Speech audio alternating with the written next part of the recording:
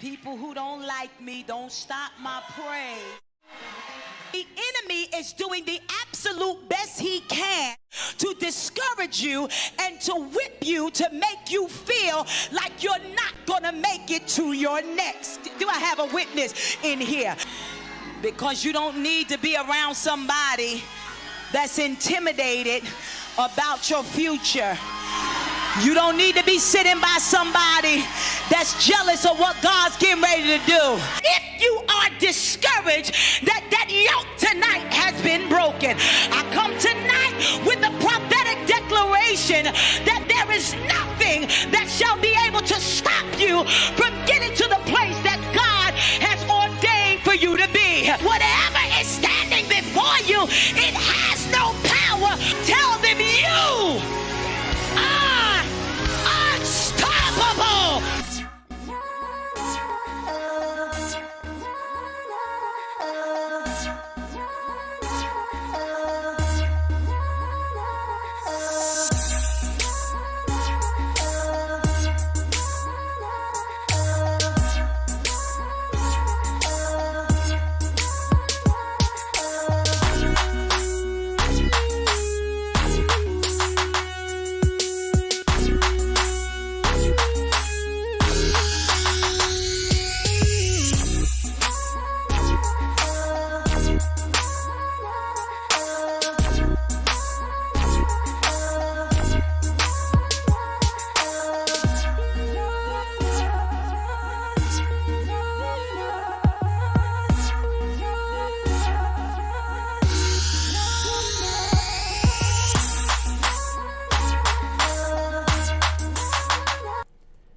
Whatever is standing before you, it has no power.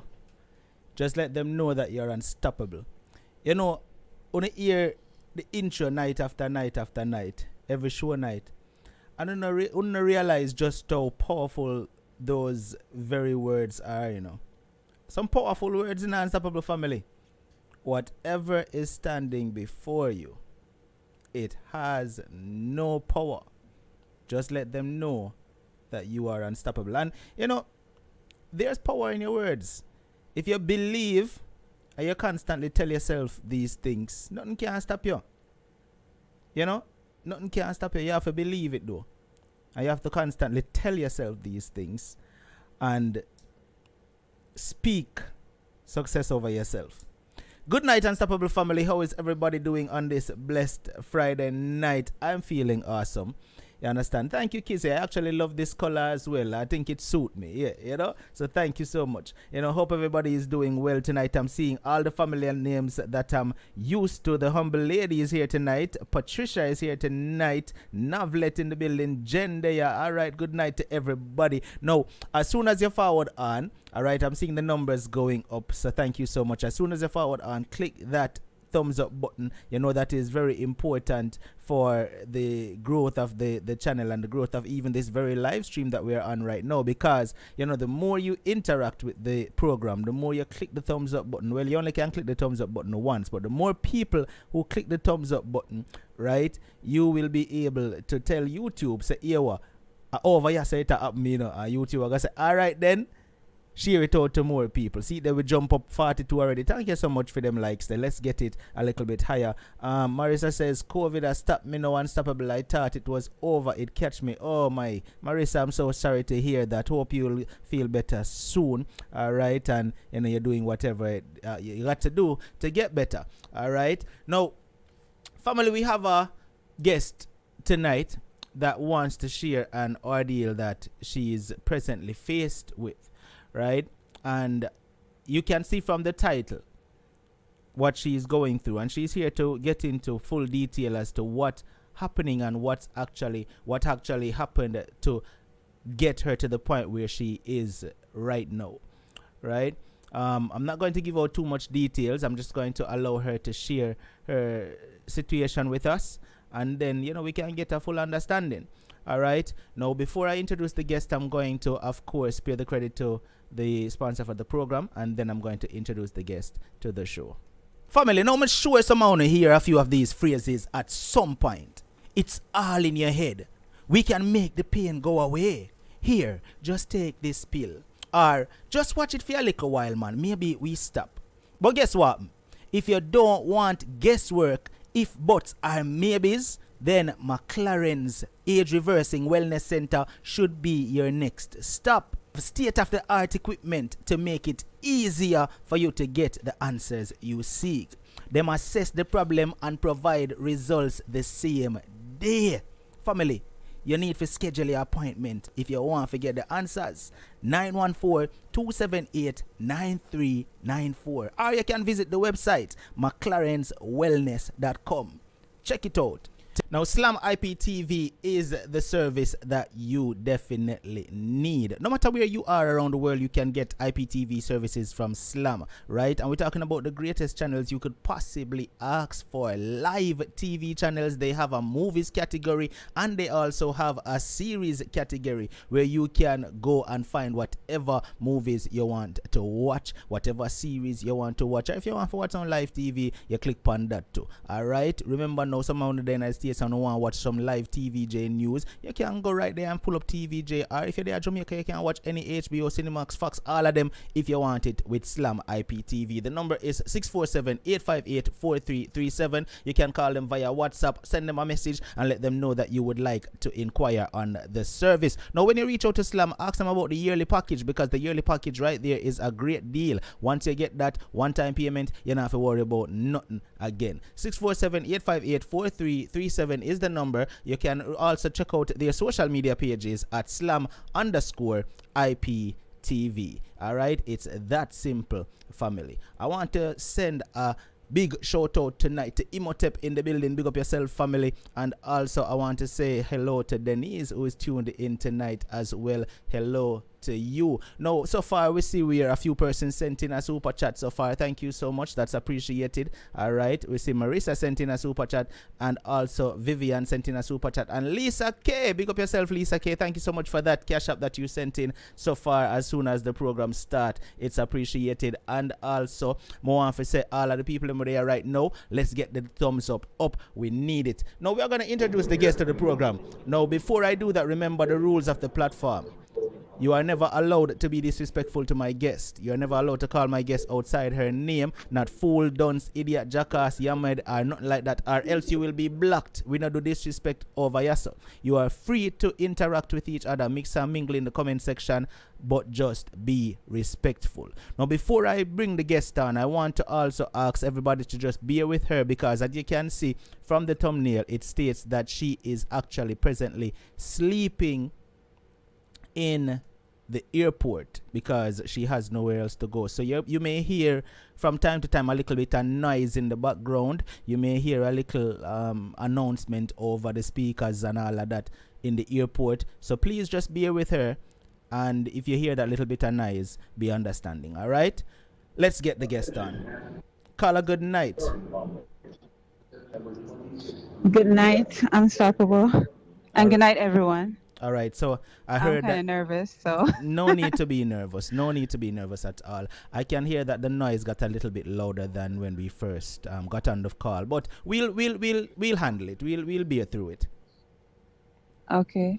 All right, so this is a very I don't sad know where one. to start, right? This is a very sad one, first of all, but I know you say you're nervous. No need to be nervous. Just think of it as it's just me you're talking to, and you're talking to a lot of people here tonight that may want to assist you in whichever way they can. All right, so that's what I want you to bear in mind while you're sharing this situation.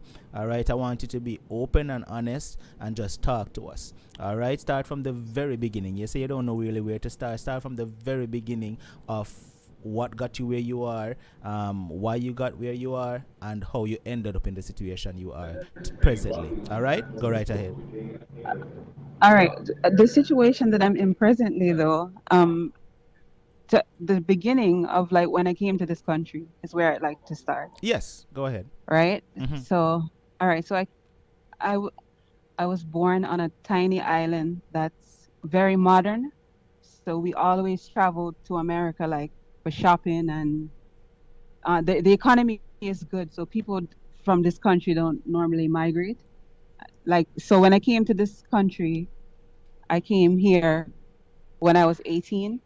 All right. So before that, I was born on this tiny island, and I have three siblings, an older brother and two sisters, but they're older than me by far. And my mom and I were very close, but my siblings and I were not very close. Like they never really treated me very nice, and because the place where I come from, there's a lot of colorism. So the light skin versus dark skin. So I'm very dark, and they were light skinned, so they always treated me differently. But I always felt like my mom was like hiding a secret, because the way she was so sensitive about like the way they treated me, the way she would punish them, it was extra. So I always felt like there was some secret that she was hiding, but she never told me.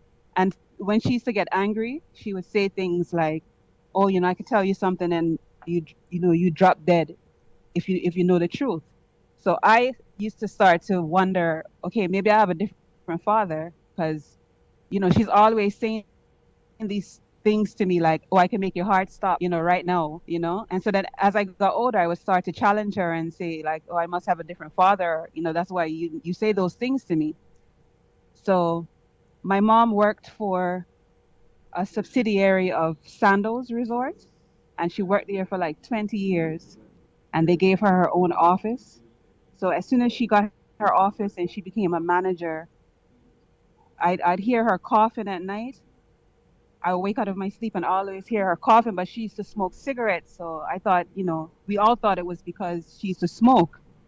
So apparently she had went to the doctor and found out that she had cancer, lung cancer, and she didn't tell us. So she started like give away stuff, her rings and things that were dear to us. She would give it to us for Christmas and stuff. So my mom and I were the same sign. So it's like I was very close to her, so I always knew, when something was wrong or when she wasn't expressing something, but like something was wrong. I could read her very well, right? Mm-hmm. So um, when I was 15, though, she kicked me out because she was very, very strict about like I couldn't talk to boys or anything like that. She was very strict. So there was a hurricane, and I didn't come home because there were no buses and the phones and everything were down. So I couldn't call her, and I didn't come home. So when I did come home the next morning, she didn't even give me an opportunity to explain. She just kicked me out, and I was 15, and I had nowhere to go. But she had broken up with my dad when I was around 6. And my dad, because when my mom and my dad were together, my dad had multiple houses, and we were like middle class, but she left him, but she never told us why she left him. But she used to always say, your dad is a crackhead, your dad uses drugs and all of that. And now that I think about my childhood, I remember first he used to come and, give us money, $100, $50, and then it would be $20 in dollar bills, $10 and coins. So now that in hindsight, you know, I could have figured out on my own that something was wrong. So when she kicked me out, I went to stay with my dad. So when I went to stay with my dad when I was 15, I realized my dad is smoking crack because I would wake in the middle of the night and I would smell it. And the type of people that were coming around the house, I realized my dad was a drug addict, right? And but I had nowhere else to go. I had to go and stay with him because she kicked me out. So I met this guy that was older than me, like he was 23. I was only 15.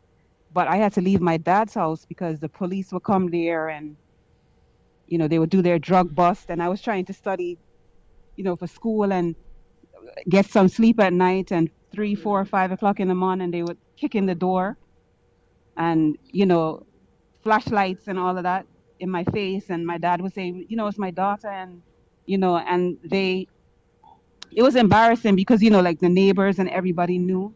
So I was mad at my dad, and I tried to confront him about using drugs, and he denied it, right? And he told me that I had to leave, but I didn't leave right away. So the guy that I had met that was 23, right? I was 15.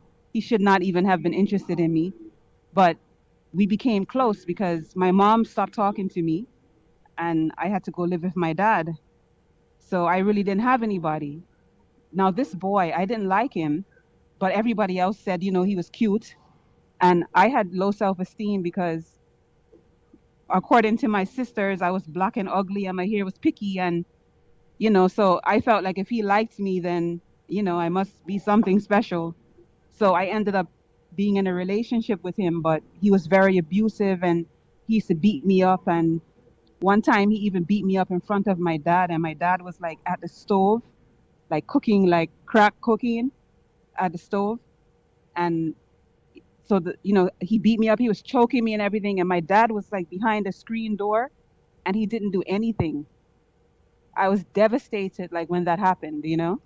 And I think like from that point, um even now in my adulthood, I realize that I do it. When something bad is happening, I just tell myself that it's not happening. So I think I that is as a result of like the trauma from, Mm-hmm. because you expect your father is gonna come to your rescue. You're calling him, someone's beating you up right outside the door and he's not doing anything. So that changed the relationship between me and my dad. I left his house and I went and I lived with this guy. I I didn't want to, but I had no other choice because the house that I lived in was horrible. And my mom, I would call her, but she would not answer my calls or anything, right? So I had to go live with this guy. And then I was 15, and when I was 16, I ended up getting pregnant.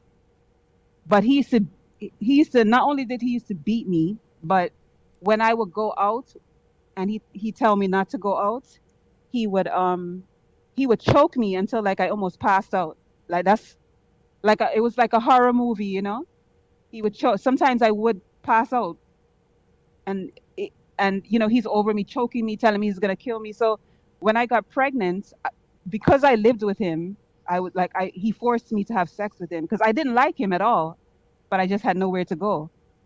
So I ended up having an abortion when I was 15, and also when I was 16. But when I was 15, I came to America and I had the abortion. Because in my country, like people, like I said, they travel often. Just even, they used to have specials where we could come to America just for the day and just go shopping and go home.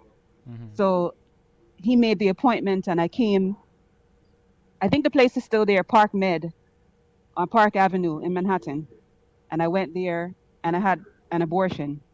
I didn't really want to have an abortion, but I didn't want to have a child for him either. I knew this was not someone that I wanted to have a child with. Even though I was 15, I was very mature, and I wanted to go home. That's what I wanted, but my mom would not let me come home and she wouldn't talk to me. So I just found myself in this situation. So I had an abortion the first time, and then when I was 16, I got pregnant again, right? But there was no money to fly out at this time. So I'm so stupid. I used my mom's her insurance. So obviously my mom is going to find out if I use her insurance, but at the time I'm 16 and I don't understand how insurance works. So I use my mom's insurance. So then she really has me up, right? She's never going to talk to me again. I didn't know that she knew. So anytime, like my family, I have a big family and they're very close knit. Well, they were very big and very close knit. And every time I would come to a family function, if she was there, she would leave. Like she cut me off completely. Even her brothers and sisters were asking her, like, why is she acting so ridiculous towards me, because I didn't really do anything that bad. She had saved money for me to go to college and she spent it. She went on cruises and she traveled all over the world with the money, and she would tell everyone about it. Like, she spent the money because obviously I want to be out there whoring. So I'm not going to go to college, right? So every time I would see her and I would try to talk to her, she would just walk past me. So eventually I got out of the relationship with this guy that I was with after I don't know how many years he beat me up, like probably 2 years I was with him. And finally I got away from him. But he used to stalk me. He used to beat me up everywhere he saw me on the island. And the island is small, right? It's not even 30 miles. So it's like you can't avoid someone. You're going to see them. So he used to beat me up every time he saw me for like 2 years, until finally he found somebody else and he left me alone. So after that relationship with him, I ended up there was this older guy. Okay, in the place too where I'm from, there seems to be this thing where like 15, 16-year-old girls, they are always dealing with like men that are 25 and 30. Even my mom was 16 when she had my brother, and my dad was 26. I guess it's just like a part of the culture, you know? Mm-hmm. So when I was like 16, before I broke up with that guy, I met this Rasta man, right? And he was like 30. So when I was like 17, he and I started dealing. But it was different because he was very respectful, and it's like he taught me how to eat, and then he started teaching me about like Africa and stuff, because even when I was living with my mom always told me like there was a rubber tree that was by our house, and she always told me like you're not to walk past that rubber tree. But the reason why is because there were a bunch of rastas under that rubber tree. So then I became intrigued, so I walked by the rubber tree, and they would talk to me about Africa and stuff like that and tell me I was beautiful. And that was the first time I ever heard anyone say I was beautiful, because as far as I knew, I was black and ugly and my hair was picky, and my own mother used to tell me to marry a white man so I have beautiful children, Mm. you know? And my mom also used to like put a clothespin on her nose at night to make her nose narrow. And believe me, it works, because I have pictures of my mom when she was younger and her nose is like mine. And then before she died, she actually looked like she had a nose job, but that was back in the day when could, no one was getting nose jobs at that time. So this, I grew in a family that like hated like their blackness. Mm-hmm. So when I start to go around like these rastas, they start to make me feel good about myself. So I start read and, educate myself and realize that, there's no shame in being black or, having kinky hair or any of that. All those things that I was taught were bad things growing up. So I started to develop self-esteem, and I would start to like deal with people that were more respectful and just educate myself about life. And because I come from a good family, although my mom, no one's perfect, but I mean my mom was a good mother. We were middle class family, and she made sure that we education was key and all of that. We couldn't even read like comic books or watch cartoons and stuff when I was a child. Like it was just like hit the books. If we did have comic books, we'd have to hide them like inside of a textbook. And I'm sorry for you if she found that comic book. My mom was strict with that stuff. And also because she got pregnant when she was 16. So she used to always say, I'm dumb, but I don't want you all to be dumb. I used to hate when she said that, but she used to say, like, I didn't finish school, so I want you all to be brilliant. So she made sure that like education was pushed, in our family. So even though I dropped out of school when I was 15, when she kicked me out because I couldn't really concentrate on school, she kicked me out. This guy is beating me up and all of that. But I was always like in my top classes and stuff like that in school. So I was always a very intelligent girl. And I continued to like read and educate myself, even though I dropped out of school. And it was sad for me because I loved school and all my friends were going away to college and all of that. So one day I was going through something terrible, and I used to go by her job and just sit and look down at her job and cry because I was a child, and I wanted my mother, and she wouldn't talk to me. So like this one day, I was like walking, and I saw her, and I was crying, and I was walking towards her. Now, like I told you, the two of us were both the same sign, right? So she's like tough, and I'm tough too, right? Because I'm like, I'm not gonna let her see me cry or anything. So I saw her, and her face was tough, and mine was tough too. Because I was like, she's not gonna talk to me, I'm not gonna talk to her, but I really wanted to talk to her. So as I walked by, like, she knew something was wrong with me, and I looked at her, and she looked at me, and I just cried. And I'm sorry. It's fine. I could have heard that you were breaking up a little bit. Take your time. Take your time. It's totally fine, and I'm sure the listeners can understand. All right, so while the caller is taking a break, I'm going to use this time to pay the credits and just give the caller a few minutes. All right, I want to say thank you to the persons tuning in tonight. She's sharing a very heartfelt and touching experience that she went through from a child, and she's going to get into the situation that she's presently in. And everyone can understand. We all went through something. Everyone's experience is not the same, but we all went through something at some point in our life, and we can understand why she is breaking up at this point while sharing and remembering everything that she went through. All right, Lisa K, once again, thank you so much for the Cash App contribution that you sent in. And also Udine sent in a Cash App contribution. Thank you, Udine, that's appreciated. All right, also over here on YouTube, Vivian sent in a super chat contribution. Thank you so much, Vivian. And Marissa sent in a super chat contribution as well. All right, if you're watching and you'd like to contribute to the program, we have super chat, we have Cash App and ZELLE information on the bottom end of the screen right there. All right, and the PayPal link is also in the description. Thank you so much for tuning in tonight. To all the newbies, if this is your very first time, jump in the comment section and let us know that you are new, so that the regulars can give you a warm, unstoppable welcome. All right, don't be shy, jump in, mix and mingle, and let us know that you are here. Just say good night, I'm new, and you will get a warm, unstoppable welcome. Family, now I'm sure someone will hear a few of these phrases at some point. It's all in your head. We can make the pain go away. Here, just take this pill. Or just watch it for a little while, man. Maybe we stop. But guess what? If you don't want guesswork, if buts are maybes, then McLaren's Age Reversing Wellness Center should be your next stop. State-of-the-art equipment to make it easier for you to get the answers you seek. Them assess the problem and provide results the same day. Family, you need to schedule your appointment if you want to get the answers. 914-278-9394. Or you can visit the website mclarenswellness.com. Check it out. Slam IPTV services. Reach out to Slam 647-858-4337. If you want great TV channels from all around the world, no matter where you are, you can get that service from Slam. All you have to do is call them up 647-858-4337, or you can visit their social media pages at Slam_IPTV. When you reach out to Slam, make sure to ask about the yearly package. That right there is truly a sweet deal. Let's get back to the guest tonight. Let's just hope that she were you able to get a sip of water? No, you're probably not in the best setting right now, but are you ready for us again? Yeah, I'm fine.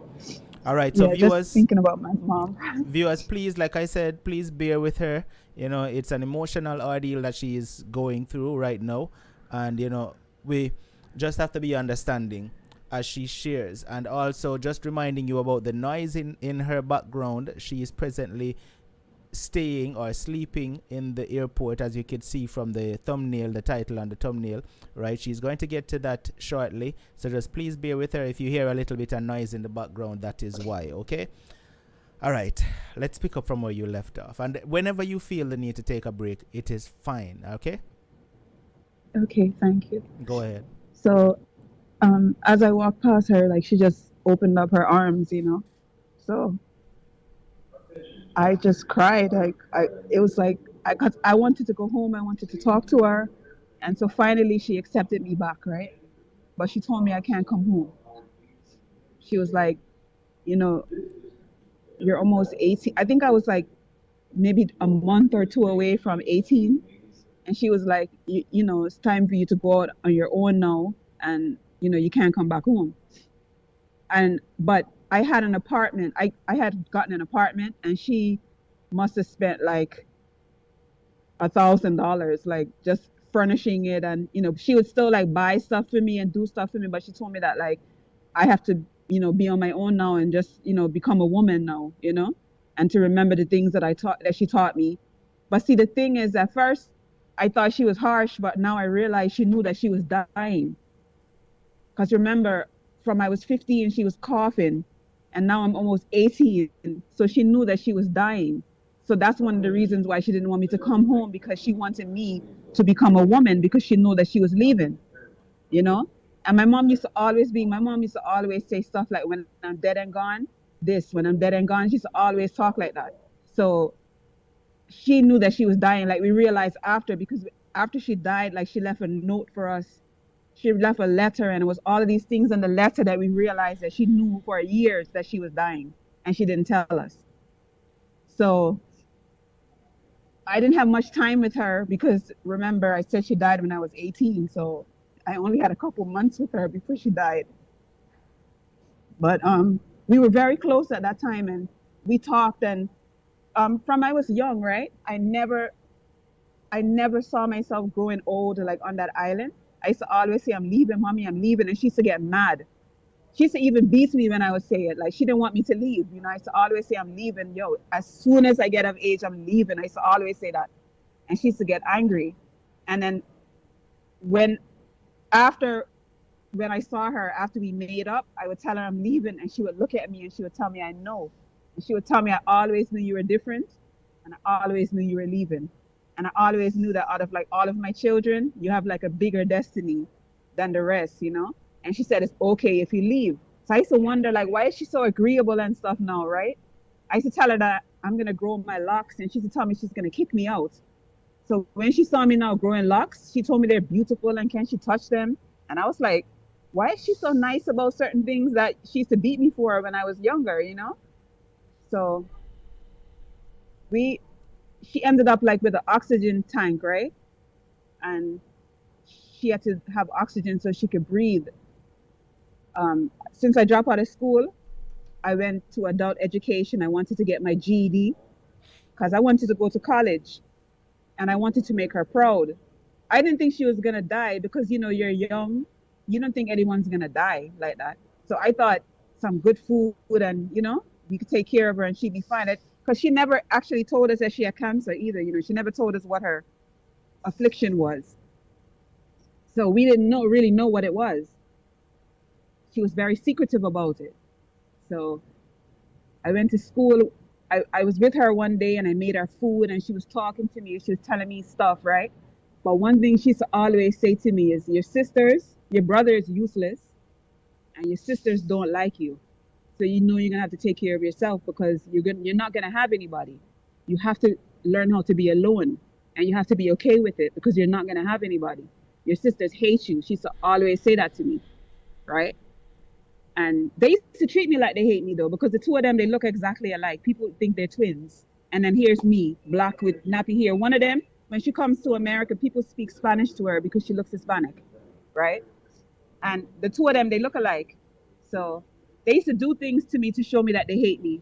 Like they would go and buy some food and one would come to the other and say, "Taste some of this. This tastes good." And I'd be sitting right there and they wouldn't offer me any, right? They would do things to show me that they didn't like me, and I was like the odd one out. So my mom used to always tell me they hate me, so I just had this in my mind that they hate me, right? So one day I went to school, and I come home and I passed my exam, and I was so excited to tell her that I passed my exam. But like when I came home, they were like, you know, "Mommy went to the hospital tonight because she was having some breathing problems or whatever." So I said, "Okay, first thing in the morning, I'm going to the hospital. I'm going to see my mom." So we went to sleep. But that night I was like twisting and turning, like I couldn't really sleep. Like I was restless and I couldn't figure out why, you know? So then the phone rang like 4 o'clock in the morning and they called and they said that, you know, my mom passed away. And I must have sat there for like 2 hours. I couldn't tell my sisters. I didn't know how to say those words. I didn't know what to say. I couldn't believe it. Like I didn't know what to say. So I sat there for like 2 hours before I actually knocked. Because I was staying with my oldest sister at the time. My other sister had a boyfriend. So I was staying with my oldest sister because that's who my mom was staying with. And I was taking care of my mom.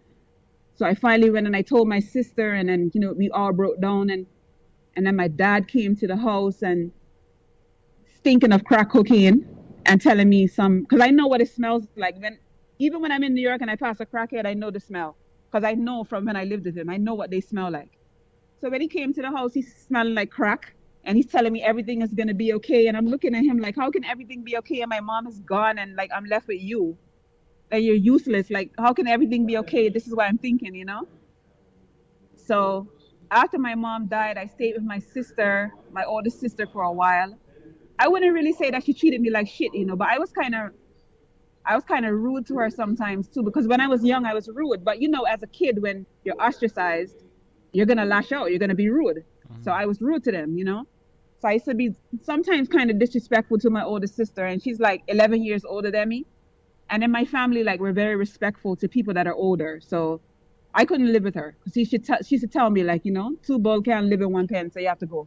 So I was like, fine, I have friends that were in college in Boston, my high school mates, right? And they were like, come to Boston, because they all had their apartments and stuff.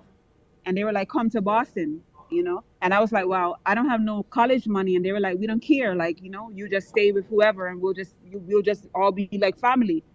So I got on a plane with like $50 and my mom's like Samsonite suitcase.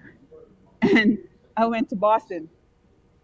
And that's how my journey started in America, right? But then, after a while, people get tired of you sleeping on their couch and eating their food. So eventually, I couldn't stay there anymore. But I didn't want to go back to Bermuda, right? Well, that's where I'm from. I was saying I'm not going to say it, but it just came out, right? Mm-hmm. So I didn't want to go home. So I met this Rasta from Jamaica, and he was much older than me, right? And he liked me, but I had a boyfriend at the time, right? And I can hear you're a little bit distracted. Is everything okay? oh no, I'm not distracted. Sorry, I'm not distracted. Okay.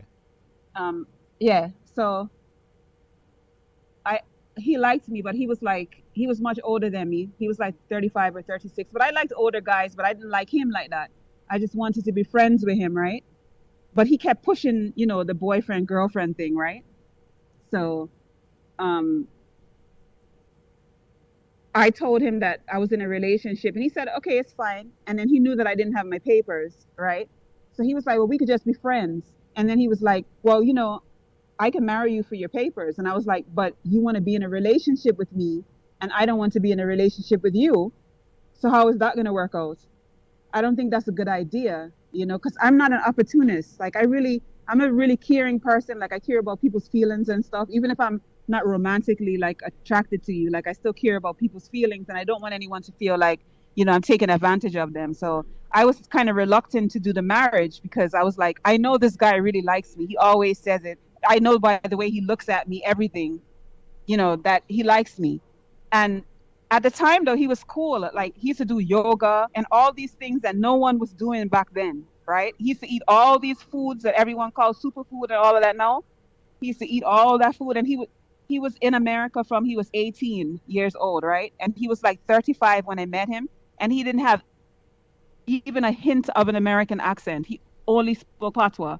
And it's like, I really like rate him for that, because I was like, yo, you really preserved yourself, So he was cool, but it's like I was in a relationship with someone else. So I wasn't interested in him. Like I didn't have like a physical attraction to him, but he was very, very intelligent, and we had great conversations, and he knew so much about like so many things, and he read all these books, and he was brilliant, but I wasn't interested like that. Mm-hmm. So anyway, he talked me into marrying him. So we got married.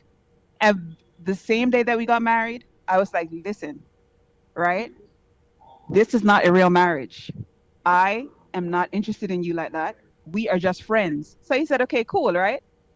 So as soon as we got married, I'd be out at a show. I remember one time I went to this Glenn Washington show.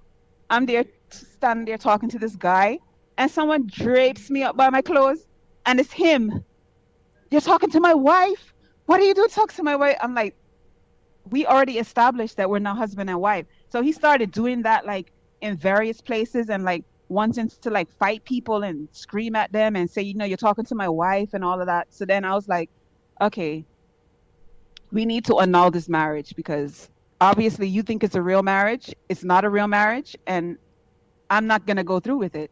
So he didn't want to annul the marriage, but I forced him to do it, because I said, I'm not going to do it. Like, I'm not that desperate for my papers that I'm going to stay married to you. I know that like you're in love with me, and I'm not in love with you. I'm not going to do that. Right. So he agreed to annul the marriage. He annulled the marriage. we remained friends. But see, the thing about him is that he used to really check for me, right? He knew that like I didn't have anything. I didn't have any family. I didn't have any money. So he had this really good job, like working at this biochemistry place. Everything about him was so cool, like, because he had a great job, making great money. He used to travel all over the world and everything, right? And he was this Rasta with a beard and big locks. And so I loved so many things about him, but I didn't want to be with him. But he used to check for me. He used to give me his paycheck. If I wanted an apartment, he would pay for it. And he would give me money. And I would feel terrible about taking it. And then I would cry sometimes. And he would say, don't feel bad. It's like, I'm looking out for you, you know, like brother and sister, I'm looking out for you. But I would feel bad about taking his money because I wasn't raised that way. And I wanted to like make my own money, but I didn't have my papers, right? So he would pay for my apartment. He would drive me all the way from Boston to New York. And then after a while, he became bitter and he'll start telling me like I'm using him and all of that. I knew that that was coming, right? But then I'm saying, right, he knows I'm a young girl and I don't have anything. So it's like he's trying to bait me up with like the money. And he knows I'm desperate because I need to eat. So I'm going to take it because I don't have anybody. And he's trying to play like he's my brother, but really he still wants to get between my legs. So that was the game, right? So then he became bitter. And then it's like he hated me. And then he would call me daughter of darkness and Delilah and, you know, all these bad names and hang up the phone on me and change his number so that I can't contact him because I would still call him and because I felt like he was like family, right?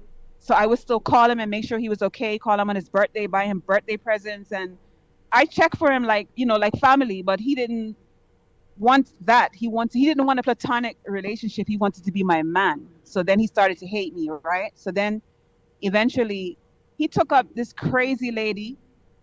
I don't know where he picked up this crazy lady from. Crazy lady used to beat him up and all that. And then she started calling me and telling me, come and get my man because I'm the person that he wants to be with. And then we fell out of contact. And then I was living in New York. So then obviously he wasn't taking care of me, right? So I had to take care of myself. But before I ever came to America, I came to Harlem. And I made contacts in Harlem because I used to buy African fabric, and there were all of these Africans that I became friends with, and I used to keep in contact with them even when I was home. They were writing because at that time, you know, you didn't have like cell phones. You had beeper and stuff like that, but they would actually write me letters and stuff, and I would write letters to them, you know, how I'm doing in my country, and they'll tell me to come up and live. And when I would come to visit, I would visit them. And so I had contacts in Harlem. One contact that I had in Harlem was this lady that I met, right? She was a Black American. And she was like, oh, you know, you're so nice. And, you know, if you want to ever come to live in New York before you establish yourself, you can come and live with me. So I'm so stupid, right? I'm thinking she really does want me to come and live with her because she wants to help me to establish myself, not knowing that she really wants a live-in babysitter. So when I got there, every time I would go out, she had an attitude. And then her children eventually told me, you know, she's angry because she wants you to be our babysitter and you're always going out. So then when she saw that wasn't working out, she kicked me out, you know. So then I ended up in this apartment on 145th Street. It was run down like with crackheads and rats. And it was this lady from St. Vincent that owned the building. And she was in a wheelchair, like on the first floor on 145th and 8th Avenue, and there were like drug dealers. And one day I was walking to the train and this guy got shot in front of me. And if I had stopped to tie my shoelace, and when I stopped to tie my shoelace, I never heard a gunshot before in my life, right? Where I come from, the police don't have guns. They have the batons. That's what they beat you with. So I never heard a gunshot before in my life. So I didn't know what it was. I thought it was firecrackers until I saw the guy run. And then I looked to the side and I saw the car and I saw the bullet holes and I realized that someone is shooting someone in front of me. So I called my sister from a payphone, the older one. I call her crying like, yo, somebody nearly got killed in front of me. You know, she's like, why don't you come home? Why do you want to live in America? I told you, just come home. Because that was her attitude about everything. Like, why do you want to live in disgust in America? Like, it's not like the economy economy is better. So why do you want to live there? Why did you go there to suffer? Because to be honest, like America has not really been an opportunity for me. America has kind of been a downgrade for me. But I didn't have any reason or anybody to stay at home with. So I left because I didn't have anybody, not because life was so bad and I had to come to America for opportunity. So the majority of the time that I have been in America, I have hated it and I have been longing to be someplace else. But I didn't have anyone to go home to. So there's no home anymore. Home is just like a memory in my head of my mom. And my sister at that time, my older sister, was very distant. She didn't really talk to me, right? And the middle sister, she's always hated me. She always treated me like crap. Even one day I saw her ex-boyfriend and he said to me, I'm really sorry because your sister used to treat you so bad. And I just stood there and I let her do things to you. And she was wicked and I don't know why she hates you. But, I just want to tell you sorry because as a man, I should not have stood there and let her, say the things about you that she said and like treat you so badly. And he was in tears when he told me this because my sister really treated me bad. Other people in my family say it too. Like, I don't know why, your sister hates you as much as she does. When I was about 5, this boy in the neighborhood, he beat me up, slapped me, punched me in my stomach and everything. And I'm a kid, right? So I don't know, when someone punches you in your stomach, like you lose air and you're gasping for air. So I'm thinking I'm dying because like I'm only like 5 and my sisters are there laughing with the boy. They didn't even protect me. And like when my mom found out about that, she beat them. And that's why they hated me too, because my mom was very protective of me. So when I would cry and say they did this or they did that, they would get beaten, so they really hated me, right? So the truth about my sister is that my sister, right? Well, I think like I'm old enough now where I have gray hair. I ain't keeping no secrets for anybody anymore. When I was little, my sister is like 8 years older than me, right? And she was still a child. So it's like, I understand that maybe somebody did it to her. So she did it to me. But when I was a young girl, my sister used to interfere with me. And that's why my sister hates me. So one day, like her and I got into an argument. Well, her husband used to mess around on her and all of that. And I found out about it and I told her that he had somebody pregnant. And she sat on the phone with me and she got all the information from me and everything. And then she cut me off. When I would call her, she wouldn't answer the phone. And then one day I called her like 3-way. And she said, the reason why I answer the calls is because my husband feels uncomfortable when you call. So I said, you're going to choose your husband over your sister? Your husband who's unfaithful to you? You're going to choose your husband over your sister? I mean, I can understand like you still staying with him if you want to, but you're going to cut me off for your husband who's unfaithful to you? And you know that he left her and he moved on with someone else. But she stayed with him for like 20 years, right? So not that I never forgave her for that, but that really hurt to know my own sister like dissed me for her husband when I was even trying to just show her that her husband was like unfaithful to her, because even the girl that he was dealing with was like somebody that used to sleep with everybody on the island and could have given my sister AIDS. So I'm feeling like it's my duty to tell my sister about it. Imagine I'm in America and I find out about it. And I'm calling my sister and tell her that, and my sister cut me off because her husband felt uncomfortable because I was calling, because I told her that he was unfaithful to her. So it's those type of things that she used to do to me. So one day I said to her, I understand why you hate me, because you probably know that I remember the stuff they used to do to me. And from that day, she cut me off. All her children are not allowed to talk to me. If she sees anybody in the family, she tells them that like she don't want nothing to do with me and all of that, But the thing with me is that like I have a good heart, because I never told anyone what my sister did to me. Even when my family say like, she says she hates you, I never came out and said, well, she molested me. I still have all these years, like I'm still keeping that secret from my sister. And it kind of messed me up, because I know that like I'm not attracted to women, but I know it was like the sickness that is my sister that did that to me. And it's taken me like 48 years to realize that like I don't have any attraction to any woman. Is that my sister did something to me that was sick, and it's taken me all of this time to realize that like it's not an attraction to women, it's a sickness, and you don't have to act on it. And I want to be with a man, and I want to have children with a man and love a man, and that's why I'm emotionally attracted to a man. But imagine my sister did that to me, and my sister hates me, and my sister doesn't want her children to have anything to do with me because of something that she did to me. She never apologized to me about what she did to me. And like my older sister knows that she doesn't talk to me, but I never told my older sister why she doesn't talk to me. But I told a cousin of mine, you know, why she doesn't talk to me. So all of this time that like I've been in America, I haven't had my family. I've been like on my own. But my older sister and I, like in the last 10 years, we've developed a relationship where, you know, she apologized about how she treated me like when I was a child. And we have become very close, you know, and we talk about like everything, you know, and she even tells me like, I'm really hurt that mommy said that, like, I hated you because it wasn't that. It's just that when you were little, you were rude. And because you were rude, it's like, I didn't like you. But she's like, she always tells me like, you know, I'm so proud of like the woman that you've become because we weren't there for you and we should have been.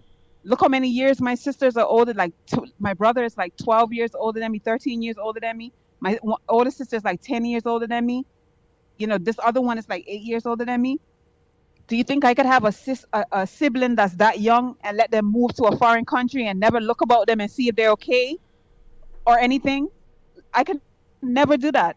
So it's like they just like abandoned me. And when my mom died, the hotel, they were so nervous because the reason my mom got cancer is because there was asbestos in her office. So the whole time my mom had the office, she's inhaling asbestos.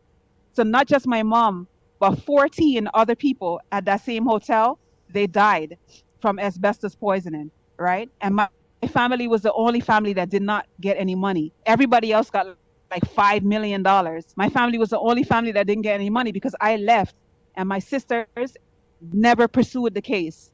But I have a cousin that's like, he's a judge now, but he was like a reputable lawyer at the time. And he was saying that, you know, we would have to see autopsy pictures of my mom and stuff. And that's very difficult, you know, for you to see your mother cut up, you know, on a table. Like how many people would be able to see that even just for money, you know? And my sisters, they couldn't really deal with that. But also my sisters were selfish because they were established. My sister was a corporate secretary. She was making probably like $1,500 a week. And they were established. So it's like, they didn't care about any money that they could get. It was me that needed the money because I was the youngest. I hadn't been to college. I didn't even finish high school. So it's like, they didn't even look out for my best interest, like saying, okay, at least let us try fight for her because she's still a child. She has nobody. And let's try to at least secure a future for her. They didn't do anything. So these people gave us like a measly, like, they paid for my mom's funeral and they gave us like a couple $1,000s or whatever. I got my cut. When my mom died, she didn't want my brother to have anything because honestly, my brother is like a real loser. And she didn't want my brother to have anything. Even though my mom used to treat my brother terribly, my mom is to blame for the fact that my brother has psychological issues because I used to see how she used to treat him. But I'm so much younger that I didn't really understand like the dynamic between the two of them. Now I'm older. It's like when I hear stuff that people say, it's like, okay, I understand like why my brother is messed up because my mom was only 16 when she had him. And my mom never wanted us to call her mom on the street. It's like she wanted to be like this young kid. She didn't want to be a mom when we were in public. So we would have to call her by her name because she didn't want people to know that she had children that were so grown because she still looked very young. She was only 46 when she died. So I would get a beating if I called her mom in public. I would have to call her by her name.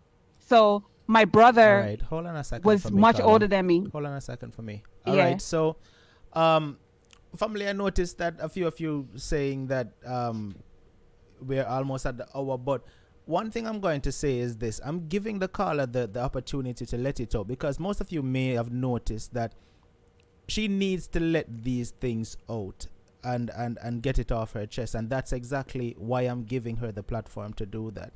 right? So I'm going to allow her the time to just get to where she's going to get to so that she can vent. Sometimes we need to release the bottled up stuff that we've been carrying for a very long time. If you notice, one of the things that she mentioned was that she has been keeping a specific secret for quite a while, and just now she let it out, right? So we're gonna bear with her.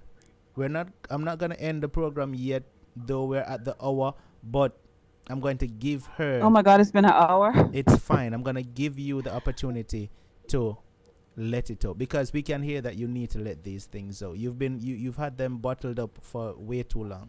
All right, go right ahead and just continue, okay? Okay. So, I mean, for me to get to like the story of like my cousin, it's like a long journey to that story. But anyway, the point is that my family has not really been there for me, right? So that led me to being in this country and being by myself and having to deal with a bunch of things on my own, right? I mean, I could talk about my cousin, but that's like the end of the story. It doesn't.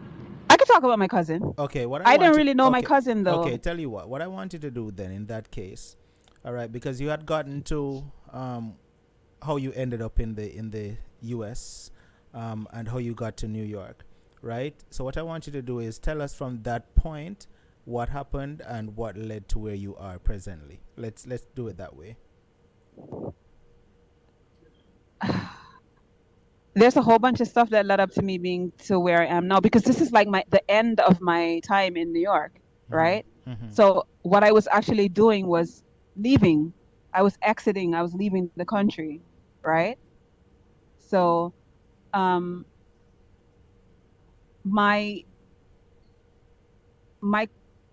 mother has a sister that's much older. That was much older than her, and she lived in Harlem.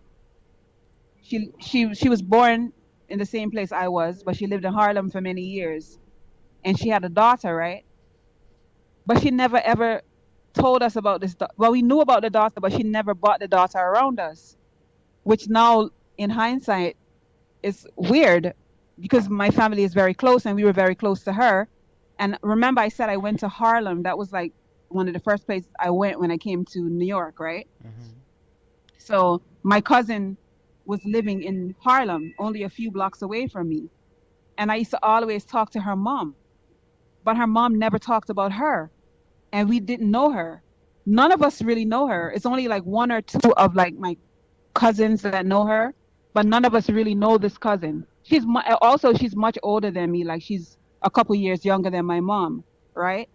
So, but even still, I'm saying we were in Harlem and we were a matter of like blocks away from one another. And her mom never introduced her to any of us, which is weird, right? So, I am here. So my sister was introduced to her, and my other cousin knows her. So they were like, okay, you have a cousin that lives in Jersey, right? So, you know, if you ever have a problem, you know, you can always call your cousin in Jersey. But I've been here for like almost 30 years, right? And I've never called that cousin in Jersey. So I don't know, like I just felt like it's weird. Like family is not just because, you know, someone says that someone's related to you. That doesn't just make them family. You know what I mean? Family is like familiarity, people that you grow up around. And no, although, you know, if they tell me that she's my family, then, you know, I'm willing to get to know her. But then we don't really have much in common, because like she's 20 years older than me, and most of the time she's talking about like Medicare and medication, and, you know, I'm not old and sickly, so it's like we don't really have much in common, like when we do talk, you know. And also she was born here, so it's like she doesn't really know much about like our family, so we don't really have much in common. Anyway, I was moving out of my apartment, right? And she contacted me when I was moving out of my apartment. We've been talking like since the pandemic, like we kind of got to know one another a little, but not really, really close, but we got to know one another, right? So she told me that she has a cousin that I'm moving out of my apartment and I was going to go to an Airbnb because I have like 2 or 3 months left in the country.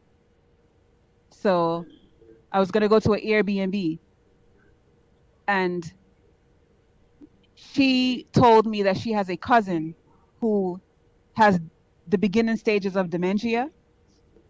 He used to be a teacher and he lives in a condo in this upscale part of like Drogs Neck, and she can't take care of him, and she doesn't want a stranger. He doesn't really need to be taken care of, but he needs someone around so that he doesn't like turn on the stove and leave it on and burn the house down. But when I met him, it's like his faculties are not completely gone. He can still function, but sometimes he doesn't remember certain things. He comes and goes because it's the beginning of dementia. So when she asked me would I go and look after him rather than going to Philadelphia, she was like, don't go. You shouldn't go to Philadelphia because like you have family over here, me, and it's better that you are here because at least I'm in Philadelphia. So she was very nice about it, like, oh, I'm over here and you have family, and why go to Philadelphia when you can just go to Drogs Neck, and under Medicaid or whatever she would pay me, because like you could do that if a family member is looking after a family member. Rather than getting a home attendant, that family member can be compensated. So I was like, I would go and see like where it is, because I've always lived by myself. So I enjoy my peace of mind and just being by myself. So I was like, I don't know if I'm going to go and stay with somebody because I don't want any problems with anyone. So she's like, well, it's not really going to be like staying with him. You're going to be taking care of him and you're going to be paid. So I went and I looked at his house, and the house was filthy, like dried feces on the floor and urine. And there was no way that I was gonna stay in that house like that. And she didn't want to pay for someone to clean it. She was asking me, do I know any like friends that would come and help me to clean it? I was like, this lady's mad. Like, there's no way. I mean, if it was my mother or my father, I would clean up their feces and urine, but there's no way this man is a perfect stranger. I'm cleaning up his toilet and like scrubbing feces off the floor. So I said, no, you need to get a cleaning person. So then she was like, there was dust in the apartment. I mean, layers of dust that you could pick up with a shovel.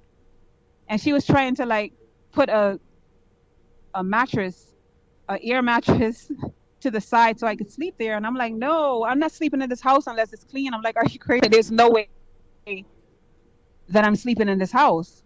So we were like, I realized that like, she's weird. She's trying to get me to live in this filthy house, right? And then when it came to like the payment, she was trying to shortchange me with that too.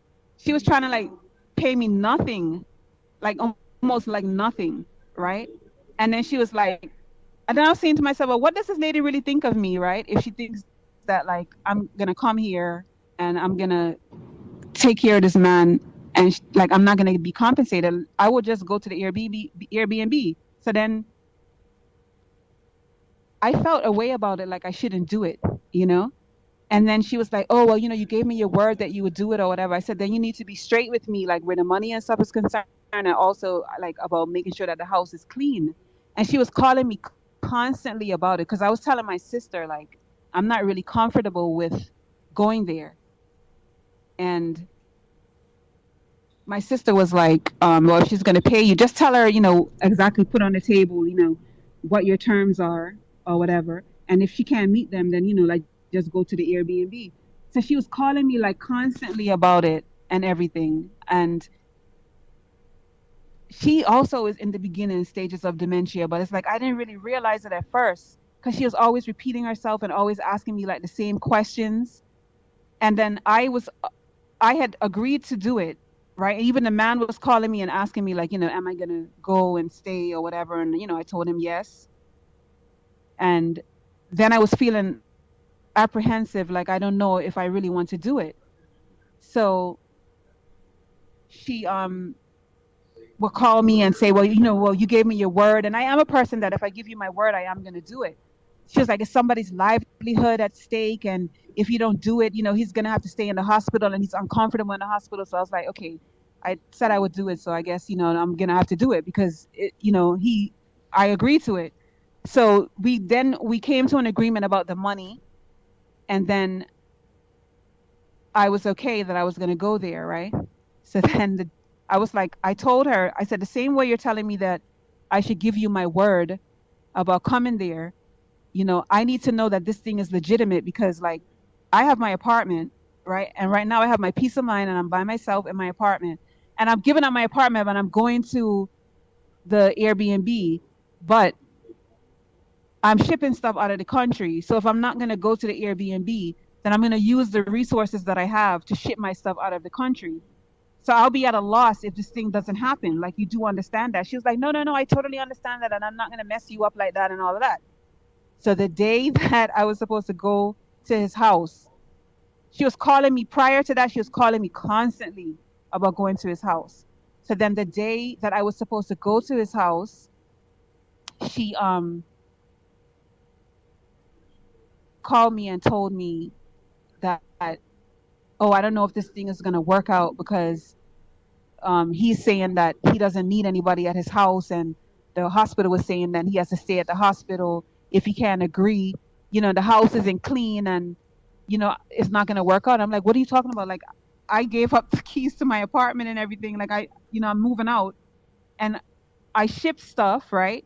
And what are you talking about? It's not going to work out. I said, I told you that, this thing has to be real, because, I'm giving up my space, which I was going to do anyway. But I'm saying, like, I, use my money for other things, because I was going to go do this thing for her, which was a job, right? I was going to be compensated for it. So this is why I agreed to it. So she was like, okay, well, I guess you can come by my house. So I called my sister, and I said, she said, I guess you can come by my house. My sister was like, well, what kind of invitation is that? So I'm like, I don't really know this lady. Like, you all know her. You have met her or whatever. I don't really know like this lady like that. So, I'm not really comfortable going to her house, because I'm not really sure if I like her. Like, there's things about her that I don't really like, and I don't really know if I want to be at her house. Like, but what choice do I have now? Like, I have to go there. So when I got to her, like, I told myself that it was not going to be longer than like 3 or 4 weeks, right? Because I have this little job that I do, which requires that I'm in a quiet space, and so I could do this job, and I figured I could do the job at her house. But when I went to her house, I was having pelvic pain that I was ignoring for a while. So when I got to her house, like, it became unbearable. So I went to the emergency, and I was at the hospital for like 3 days. So when I was at the hospital, they did whatever test, and they told me I need to do some follow-ups, because it could be something serious, right? So when I went back to her house, like, I was in pain and stuff, like, when I was at her house. So she was like, oh, take time and rest, because, she's a Muslim, right? So she's always praying and talking about Allah and all of that stuff, right? So she's like, telling me to take my time and rest and all of that. So she was nice, because that's the thing I realized about her. Like, she's nice some days, and then she's wicked other days. Like, you can't really gauge who she is, right? So I felt uneasy around her, because like, when you wake up, you don't know who this lady is going to be. And I was like, I'm at her mercy. I didn't really feel good about being there. And also, I was not in good health. So I'm like, and then I couldn't work. I couldn't work at her house, because she is neurotic. Like, she was always calling me like I was a child. Like, she's always calling me.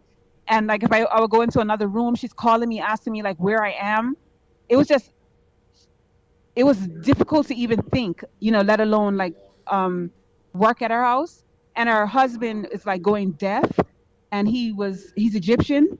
So he was speaking Arabic, like loud, and to have Arabic music playing loud on his phone. And like, the house was just chaotic. Like, there was no way that I could work, while I was in her house. So like, okay, my income is shot because I can't work, right? All right. So hold I on would a go second. outside. All right. So to the person's asking what type of work she's referring to, she got a remote job where all she has to do is basically answer the phone or work online, but she needs a quiet space in order to do that. You know, most of you would understand if you call a particular service or a customer service or something like that, they would have to be in a quiet background, and that's the issue she's having presently. Anyhow, continue, caller.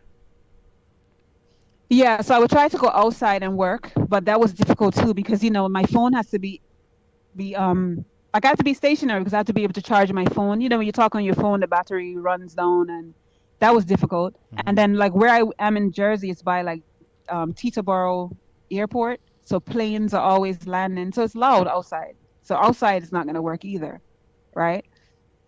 So I was only at her house for like 3 days, and then she was asking me, when am I leaving? Because I remember I went to the hospital. I got to her house. I went to the hospital for 3 days. I came back for like 2 days, and then she would constantly ask me like the same questions, like when am I leaving? And I'm like, she came and she picked me up too, right? Because of the stuff that I had, I couldn't take the train with it. Because I was supposed to go to her cousin's house for like 3 months before I leave the country, right?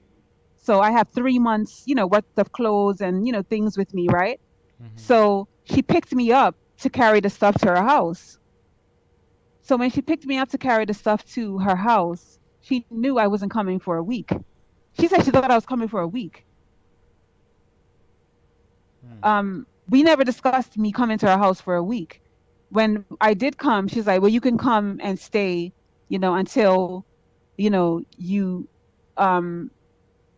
leave, right? But I was never going to stay until I leave. I'm saying leave the country. I was going to stay until I get another place, especially when I got there and I realized that she's crazy.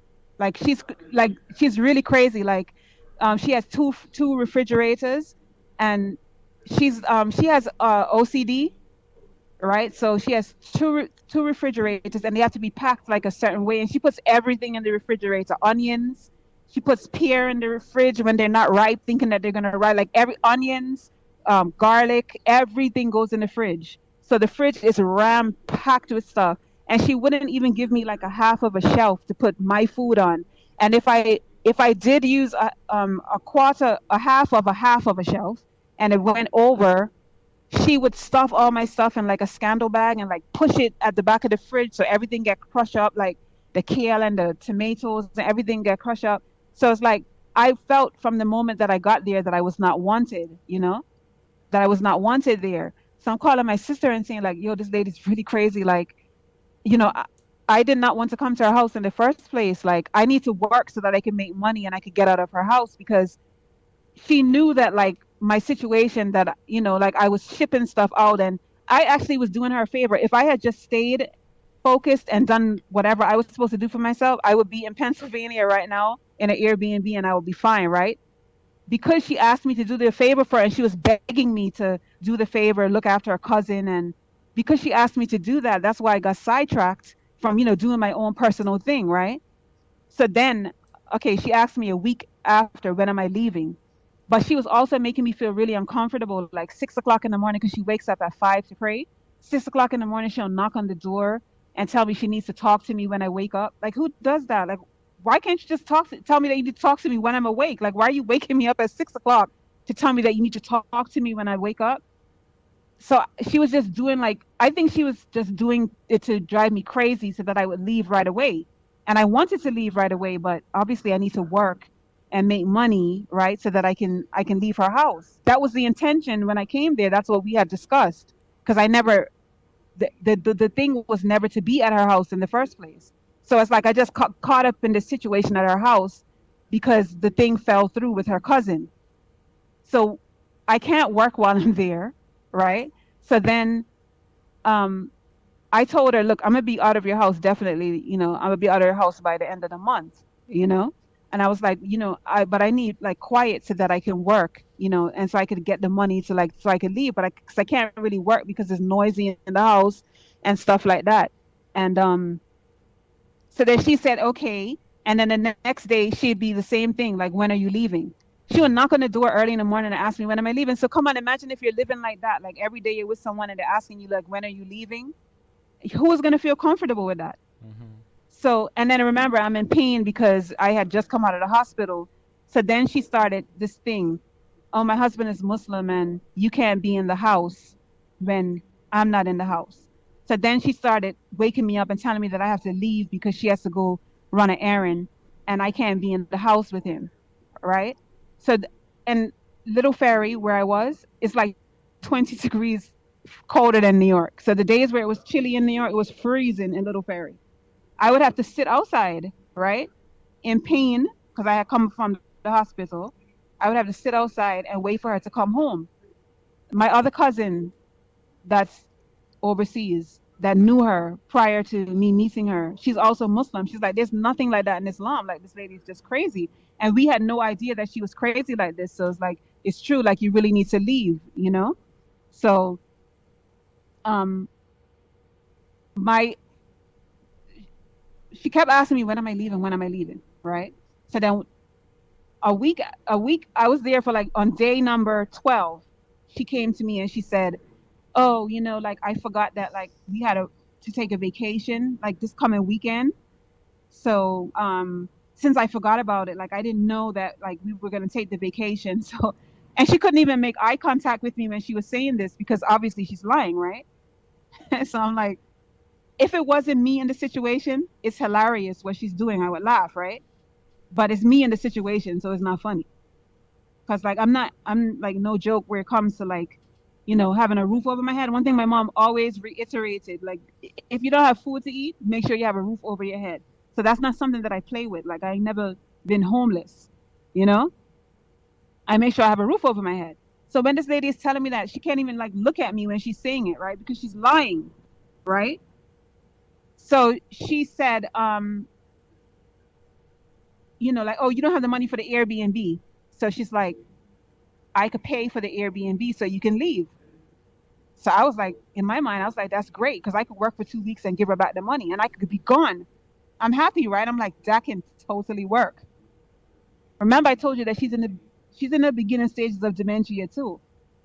So 2 days later, she don't even remember saying that to me. She's asking, when am I leaving again? So I'm looking at her confused, like, didn't we talk about like the Airbnb? Since I can't work here and I don't have any income, right? Because I can't work, I'm uncomfortable here. I can't eat. You're just on top of me with everything. And I'm uncomfortable and you want me to leave. And believe me, lady, I want to leave too. So she was like, oh, looking confused when I mentioned the Airbnb. So, you know, like I'm talking to my family in private when I'm not around her. And they're like, she's crazy. You know, it's true. Like you need to leave. I wasn't like flat broke at that point. You know, I had money, like money to eat and stuff like that. Like I had money, but I didn't have money to go to an Airbnb because I didn't intend to go to an Airbnb after being in her house for like 11 days. That wasn't the intention. I was going to be in her house for like a month and then go to the Airbnb. So the money that I had would not support going to an Airbnb and also for me to eat as well, right? Mm-hmm. So one day I went out and it was cold and it was raining and stuff, you know? And she was making me feel really uncomfortable in that morning, you know? So I left. I felt uncomfortable. So it's a cafe and I went across the street and I sat in the cafe. So she texted me and she asked me, where am I? And I told her, you know, I'm out at the plaza at the cafe or whatever. And, you know, like I just told her, because like if it was me and I had someone living with me and they told me that I was making them feel uncomfortable, honestly, I would feel bad. Because like if I have a guest, I do my best to make them feel comfortable. So I'm like, I'm going to tell her the truth. Like, you know, I'm really uncomfortable. Like you're knocking on the door in the morning and asking me like, when am I leaving? You know, like I can't do anything. You're always calling me like she called me when I go to other parts of the house. So one day I asked her like, if I go to the bathroom, I have to tell you, like, what do you think? Like, I'm going to go in your room and take up something or like, what is it? You know, remember, she's supposed to be my family. So I'm figuring I could just be honest with her. Right. Why do I have to hide, you know, how I feel about that? Because I told her like, I wasn't raised like that. Like, there's no way I would interfere with anybody's stuff. So why do I have to tell you when I'm going to the bathroom? She gave me a bathroom to use that was mine. And she went and she go into the bathroom and rearrange stuff in the bathroom and all of that. Like, it was just crazy. Like, I just felt like I'm living in a nut house, you know? So first the husband was nice to me. Then when he see me, he slammed doors and stuff like that. Could you imagine living in an atmosphere like that? How uncomfortable you feel? It's getting cold outside, right? I hardly know this lady. I know her mother. Her mother was my aunt and her mother was sweet and wonderful to me, right? So I'm wondering why her mother never told me about her. I'm saying maybe it's because she's freaking crazy and her mother didn't want her. Something is wrong with her psychologically, and maybe her mother knew, and that's why her mom didn't want her around us. Because now that like all of the family knows about like her, how she's been dealing with me, we're all talking and saying, well, maybe it was because she was crazy or something. That's why our auntie hid her from the family. Because clearly like something is wrong with her psychologically, right? So I told her that day, like, you know, I feel really uncomfortable. I can't sleep. 6 o'clock in the morning, you're knocking on the door, asking me when I'm going to leave. The husband, if it's 60 degrees, he has the AC on. I'm freezing my ass off in the house, you know? And so I told her I'm really uncomfortable and I really want to leave, you know? And I'm like in a position now, and I never intended to come to your house, and you never really wanted me to come to your house because you didn't really invite me to your house. You did it because I guess you felt obligated because things didn't work out with your cousin. Now imagine the lady, right, has no children because she went through menopause when she was like 28 or 29. She has no children. They live in a big house with 4 bathrooms, right, and 5 bedrooms. So it's not like I'm there and I'm like on the couch and I'm an inconvenience when I'm there, you know? And I made my presence small. I'm courteous, you know? So, you know, like I wasn't overwhelming when I was there, you know? It's just like, you know, something is wrong with her, you know, and maybe she's just selfish and she probably just doesn't want anybody in her house kind of thing, you know. I don't know what her deal is. I'm just saying, like, I'm trying to rationalize, you know, her psychosis. It's hard to do that, try to figure out crazy people.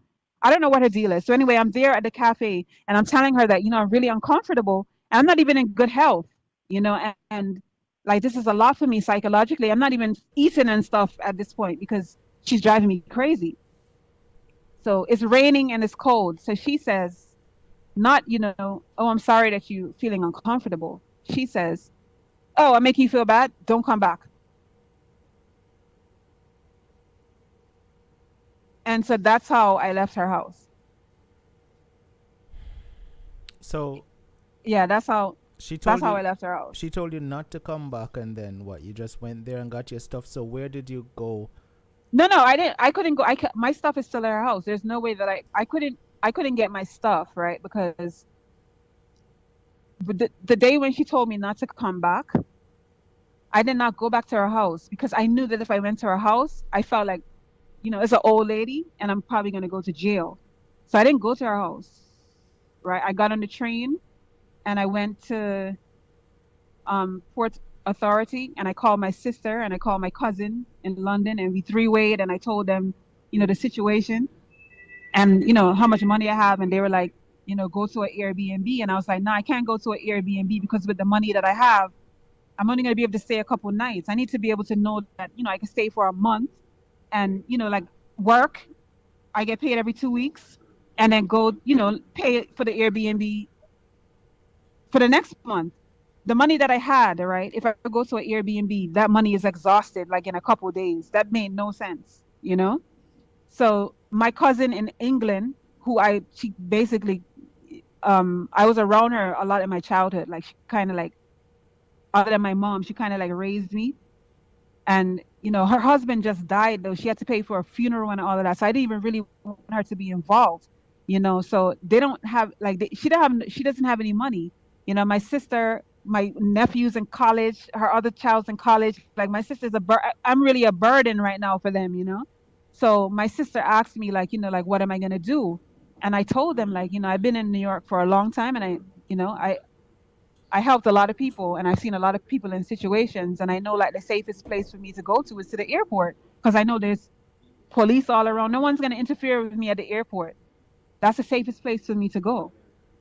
So that's what I did because I knew that like I would have to rough it out for a couple of days or whatever, you know, until I could figure out my next move, right? So that's what I did. I didn't go to her house and I didn't get my stuff yet. No, I haven't done that.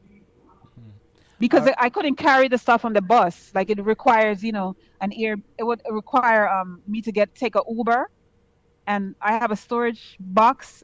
But at that time of night where she told me to get out, my storage wasn't open. So I could just move with my body, you know, my body and my handbag. Mm-hmm.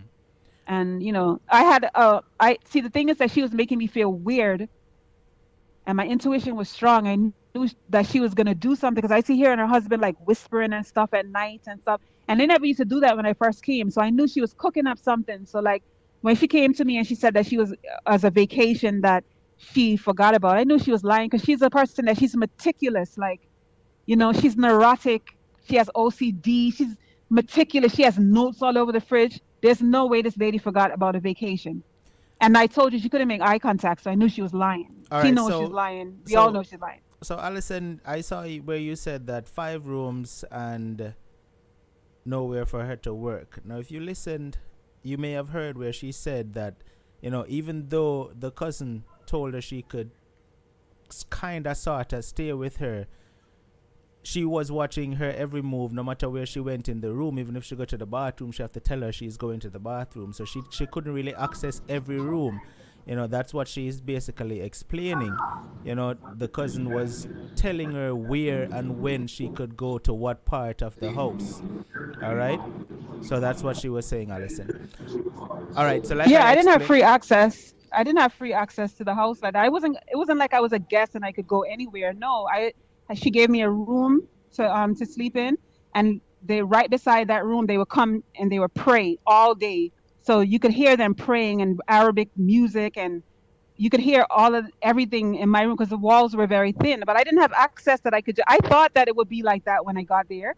They have a basement that's finished. I figured I could just go down there, you know, and I thought it would be like that, but it wasn't like that. She was policing my every move. I wasn't comfortable there at all.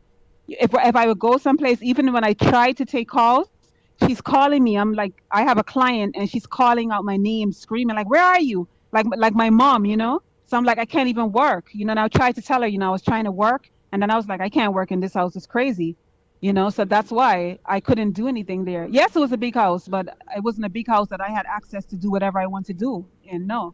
Mm-hmm. All right, so now we're going to wrap up, but what I wanted to do is explain to us what your next step is, what you're doing from here, because presently you're sleeping in the airport, right? Yeah, I'm sleeping in the airport, yeah. And what's your next step from I'm here? sleeping in the airport. Well, as I told you, that I'm sleeping in the airport, but I figured out something to do for like a living arrangement that's really cheap. I disclosed that to you when I spoke to you. Mm-hmm. So I won't be sleeping in the airport very much longer. Mm-hmm. But my problem is that when I move to the place that I'm moving, you know, I exhausted like all of my resources to get into this place. So, you know, my family did help me some, you know, they gave me what they could. And that's why I was able to rent this place. It's not exactly like a living place like that because, you know, I won't have a kitchen, but I'll have a place to sleep. Mm-hmm. Right. So yeah, I rented this place. So I'll be leaving here. Right. I sealed up everything like with the paperwork and everything this week. Mm-hmm. So I'll be leaving the airport. But, you know, I have nothing like by way of like food, water or anything like that. Because as I explained, like the job that I have, I work like it's every 2 weeks that I get paid. Mm-hmm. So I have to work, you know, and then, you know, after 2 weeks I'll be paid. I haven't worked for a while because I was at our house. So that therein is my problem. It's really like food and like water and stuff because I sacrificed sleeping on the cold floor at the airport so that I could have the space. I held on to the little money that I had and my family helped me with some money and I looked for a place that I could afford or something that I could afford where I would have a shelter. It's not I'm not renting a house or an apartment. As I told you, I have a shelter for, you know, a time that I could afford. It's better than sleeping at the airport. What state exactly are you in presently? Oh, presently I'm in New York. Okay. All right. So, viewers, as you heard her saga, if anyone can assist her with food, you know, or means of getting some food, that's really what she needs some assistance with, right? as you heard, she is in New York, right? I knew that, but I just wanted her to state that so that every one of you could hear it, right? If you're able to assist her to get some food, that's what she needs help with, right? Now, I'm seeing a few persons in the comment section asking if you have a Cash App or anything like that. Do you? I don't. I have Cash App. Okay, so I have Cash App, right? But all right, when I started speaking, I didn't know what the title was that you had placed on this. So I was telling you the other stuff that I told you about. Yeah, that's fine. Don't worry The about that. the undocumented stuff that I told you about. Mm-hmm. So, with Cash App, if you don't have a social, like you have a limit as far as like how much money can be sent to you. And that's how my family sent me money so that I could get the space. So I've exhausted that limit. But I have Venmo if anyone has that. Okay. All right. So if anybody has Venmo, she has that. We know Cash App how it is already. All right. So she has Venmo. Do you have a PayPal? You don't? I have PayPal, but I have PayPal, yes, but somebody tried to go into my PayPal. I kind of have to fix it. I don't know. They sent me something today saying that somebody tried to access my account. So I tried to log into it and they asked me to verify something, but I think I can work that out. I probably can just call them and give them whatever credentials they need so that they can unlock it. Or even better yet, I think a lot But I think a lot of my viewers here, either from New York or has access to New York. So if anyone wants to possibly help you out, is that something you'd be willing to do, to meet up with them somewhere or something like that? Well, my money is kind of low. My money is low, so traveling thing is kind of difficult for me right now. So I mean, I'm at the airport. So no, that's what I'm saying. Obviously, if they want to meet with you, then I'm sure they would make arrangements to possibly meet you at the airport or something. Because they could do that, but I mean, a lot of persons in the comment disclosure, section like want. No, I I look understand. like I hell, understand. I understand, but a lot of persons in the comment section is asking how they can assist. So, in order for them to assist, you have to have some way in order for them to assist. All right. So no. I don't have a problem with meeting anyone. I was just saying the disclosure.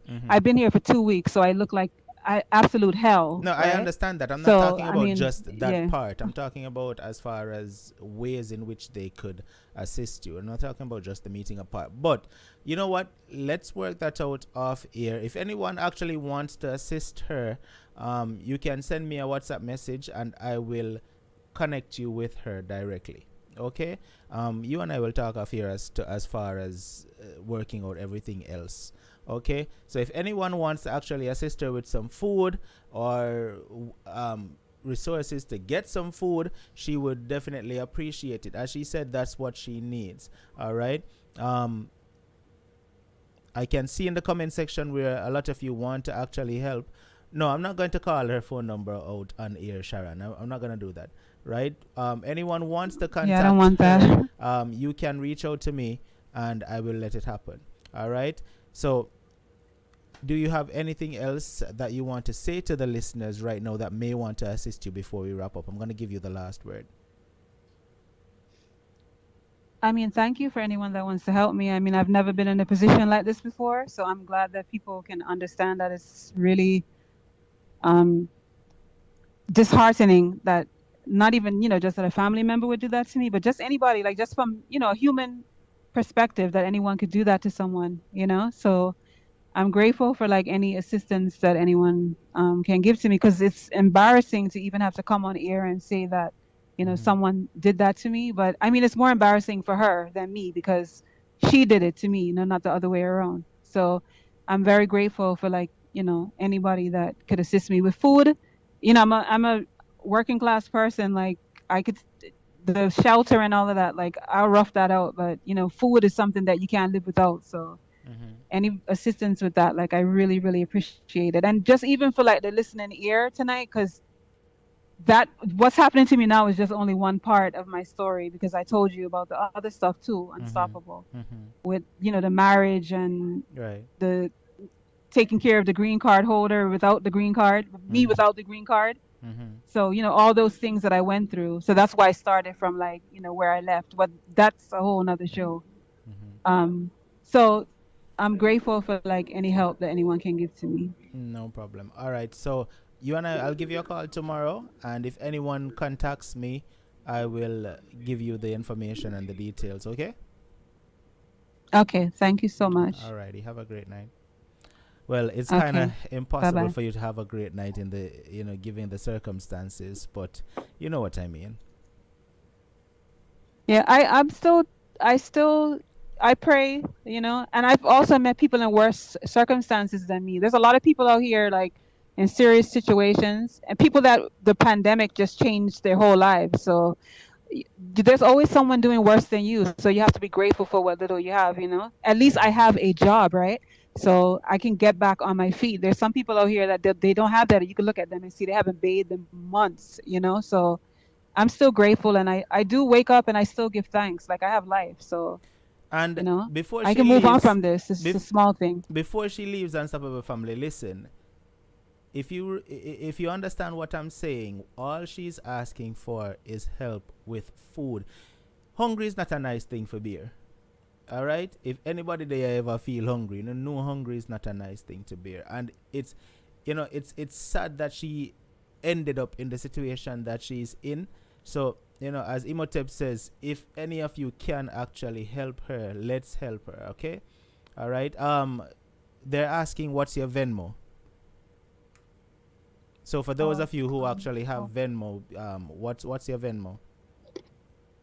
Hold on a second. I have to put my glasses on. Okay. I haven't used it in ages.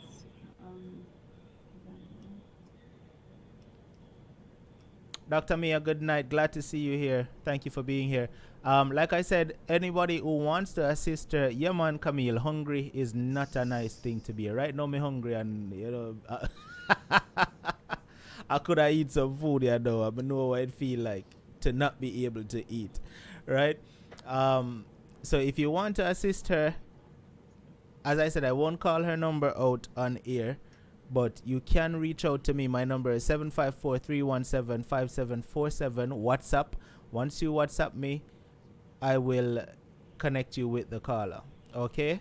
It's that easy. 754-317-5747. Even if you want to send me a WhatsApp message right now before the show ends and say you want to assist her in whichever way you can. And like I said, all she needs is help with food. As you can hear, she is presently in the airport. You can hear the noise in her background, right? So she just needs some assistance with food, family. All right, me know someone right now willing to help and want to help. All right. All right. Marissa is saying she can get you some groceries. All right. So do you have the Venmo? Yeah. I guess how does it? I don't know how to read it. It's at Black Rose.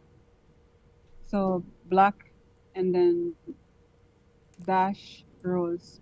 Okay, so it's at Okay, how about I just screenshot it and send it to your thing? BLACK underscore or dash? Dash rose. ROSE. Yeah. All right. So for those of you that has Venmo, her handle is at black dash rose. All right. For those of you that uses Venmo and would like to assist her, it's at black dash rose. Okay. All right. So I'll give you a call tomorrow and we'll talk more. And like I said, if anyone reaches out to me, I will connect you with them. Okay.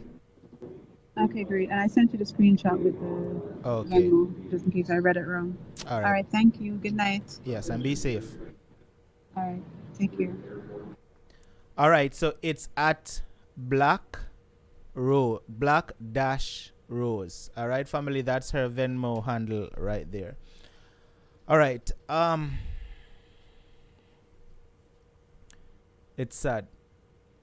And if you listen to everything that she shared from the beginning. By the way, Janice, Joseph, good night. Glad to see you here. Thank you for checking in.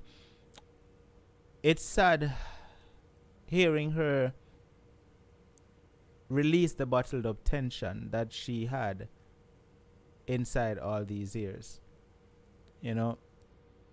And you could hear that she, after opening up, you could hear that she was hurting. And sometimes that's why it's good to talk, you know, because you see, when you have things bottled up inside for so long, when you finally let it out, you know, man, and sometimes it's unexpected that you even not gonna break down, you know, because you would think you're not gonna break down because something will happen a long time. But when you actually let it out, the rivers just start to flow. And that is why it's good to just release sometimes and not keep things bottled up inside for so long. You know, and as human beings, we keep things bottled up to the point where the pressure build up and cause if it just explode sometimes. Yeah, man, Imhotep, definitely this will not stop. You know, the platform is here to help people, you know, as best as possible. That's what this platform is for. Yes, Leanne, I think it definitely did. I think it certainly did. All right. Family, we are at the end of the program. You know, we should have ended 41 minutes ago. But like I said, I wanted to give the caller the opportunity to just vent. All right. If you would like to assist her in any way that you can to get some food, you can reach out to me by sending a WhatsApp message 754-317-5747, and I will connect you with the guest. All right, so that you can help her. And please, any man we look woman nobody call say no want to help her, just forget to her. Please nobody do that. She's already going through some stuff right now. She don't want that too. Now, if you genuinely want to assist her, reach out. All right, reach out. Unstoppable family, listen. If you're listening right now and you have, my bad, I saw someone shared earlier that Unstoppable, I have a story for you, and that one kind of fly over me. But if you're listening and you have a story that you would like to share, it doesn't matter how long ago it happened. It could be something that happened 50 years ago or something that is ongoing presently. The platform welcomes you. All right. All you have to do is send a message to my WhatsApp number 754-317-5747, and all you have to say is Unstoppable, I have a story I would like to share. Once you reach out, then I will definitely contact you and schedule you for a show. Chantal, your name is on the screen because you are the show boss, Chantal. That is why your name is on the screen. So anybody who see them name right here, right? Chantal say, why my name up on the screen? Once you are here, that is because you are the show boss. All right. And how you get to be the show boss, how you get to become the show boss is by when you send in a super chat. All right. So when you send in a super chat, what happens is, if you notice these bars right here, hold on. Yeah, these bars right here from green to yellow to red, right? These bars right here, the next person that sends in a super chat will actually weaken Chantal's strength. So the more super chat that comes in, Chantal's strengths get weaker and weaker and weaker and weaker and weaker until someone bumps her off, and then that next person becomes the show boss. All right, so I haven't really been talking about the show boss for so long. That's why Chantal not even knows say that's what that is. All right, so now that you understand what it is, whenever you see a name up here, that means you are the show boss and you're holding the show boss position for a while. All right, Chantal? Yeah, man. Family, I'm going to run out right now because I wait too long, and God knows I can't really do the march out because I've been here for way too long. So I'm going to leave, and now go see me Monday night again for another show. Be safe, family. All right, over the weekend, whatever your plans are, whatever you're going to be doing, please be safe and make sure I see everybody back here Monday night for another show. All right? Blessings. Feel the music, feel the music, feel the music, feel the music, feel the music, feel the music, feel the music, feel the music, feel the music, feel the music, feel the music,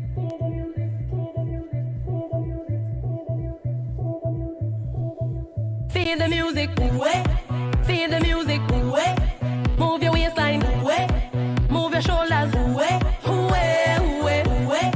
feel the music, move your waistline, move your shoulders, This music got me feeling like them way up high, sipping martinis and blue slushes with umbrellas up high. I